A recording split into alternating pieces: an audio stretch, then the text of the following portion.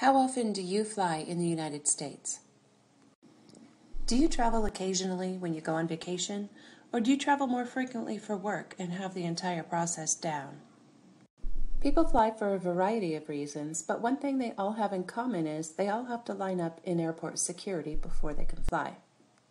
I found this article in Management Communications Quarterly, How Lines Organize Compulsory Interaction, Emotional Management, and Emotional Taxes, The Implications of Passenger Emotion and Expression in Airport Security Lines by Shauna Redden. Redden writes that the very act of lining up in potentially stressful situations creates the need for emotional management. In a nutshell, to achieve your goals of getting through airport security and making your flight, you have to behave and appear in an appropriate manner through the security process. Emotional management are the strategies used externally to manage our emotions. They're the techniques one uses to cope with felt and expressed emotions to get through a situation. For example, when we fake our emotions or minimize the way we really feel so that it doesn't show, or when we exaggerate our emotions when we want them to believe we feel something that we don't. Redden states that lining up organizes the delivery of goods and services, but lines at the airport also organize and cue passenger emotions. Passengers already feel a variety of emotions when traveling, and those can start at the security process. When we see a line between us and what we want, we could feel a variety of emotions, including irritation, fear, worry, dread, anxiety. But depending on why we're lining up, our goal, we can also feel excitement, anticipation, and even joy. The Department of Homeland Security was created after 9/11, and TSA, or the Transportation Security Administration, is the arm responsible for domestic air security. When they line us up in security area at airports, they're giving themselves time to watch passenger behavior.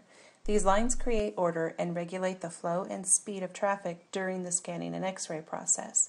But when we're in airport security lines, our emotions can be exacerbated by long lines, people moving slowly or who are unprepared, or by other people around us who are just acting strangely. TSA checkpoints and security lines are compulsory. They're a one-way lane to achieving your goal of flying. Passengers in the U.S. have no control over the security process, but regulating and managing our emotions is necessary to get through the process without incident. The physical construct of security lines organizes and cues people's emotions, mostly negative, as people feel the line is a form of competition against other passengers. Which line is shorter? Which line is moving faster? Are all these old people going to slow me down? Is that family with all that baby gear going to be an issue? Why aren't they ready? Don't they know to take their shoes off? Get your crap out of the bucket and get out of my way. This becomes a communication issue when the meaning passengers apply to the experience stays with them and impacts verbal and nonverbal communication throughout the rest of their travel experience. Have you noticed that the more impatient we feel, the longer things seem to take? This works against us in security lines. We communicate certain nonverbal cues that mimic behaviors TSA agents are trained to identify and respond to. And hopefully, TSA has eliminated all security threats by that point, and nothing bad happens. TSA employees, as you can imagine, practice emotional management techniques as well. They're not in a customer service role. They're representatives of the government, interested only in national security, and they don't have to appear to be happy to see you.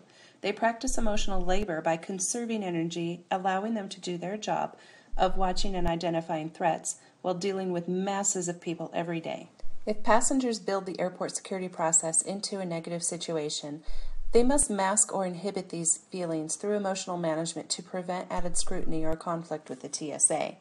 Redden states that emotional management uses up some emotional capital within passengers. If they pay enough of this emotional tax during the security process, they may not have much emotional capital left for other parts of their travel experience. As a communication consideration, this explains why some passengers get to the aircraft and then they completely lose their cool over something relatively simple, like a 10-minute delay or a crying baby. The residual emotions from the airport security process influences individuals, other passengers, and the employees around them, and this comes back to the suggestion Redden makes that draws from the emotional intelligence concepts that reframing the experience can reduce the impact of potentially emotional situations. The importance of this article in my industry is that the emotional management between passengers and airport security carries through to airlines, airline employees, and airline brands. The interaction between passengers and TSA security agents is involuntary and required. TSA is not required to express positive feelings toward passengers that they don't feel. They don't have to protect the brand to keep you from going to the competition. The TSA has no competition, but airlines do. Passengers can choose which airline to fly, or whether or not to fly at all. Passengers may find it difficult to switch from a customer service world outside the airport to the compulsory environment of airport security, where they have to prove they're not going to blow up a plane, and then back into a customer service world at the gate where they board their aircraft. But passengers still need to use emotional management to achieve their other travel goals when they're checking in for their flight, changing travel details, boarding their plane, and their behavior on the plane. If they misbehave in any of these areas, they may not get to fly. Airline employees also have to use emotional management and emotional regulation to control their own internal and external emotional processes. Airline employees need to use emotional management tactics such as simulating positive emotions that are not felt and suppressing negative emotions that are. This is crucial in any industry for a customer-facing employee and important for the brand. Whether you're flying home to visit family or to see a sick friend in the hospital, knowing about the need for emotional management will help you get through your travel experience. This article gives insight into how customers manage emotions to achieve their goals and how the process can have residual effects after the initial interaction. It also gives airline employees some tools to draw from to maintain employee engagement and control their own emotional labor to provide better customer service to passengers. The key to getting through airport security and getting on your flight without incident is to manage your emotions in the appropriate context. Fight on.